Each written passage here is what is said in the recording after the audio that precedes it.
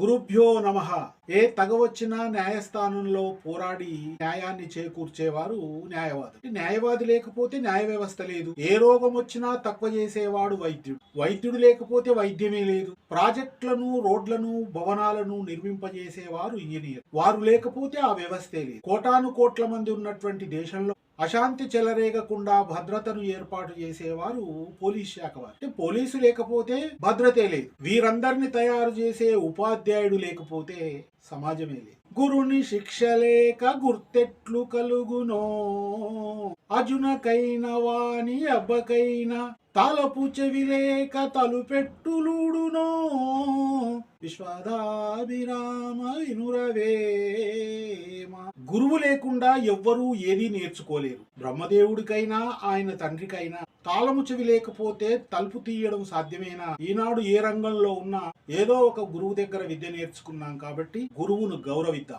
తోటి గురువులందరికీ గురు పూజోత్సవ శుభాకాంక్షలు.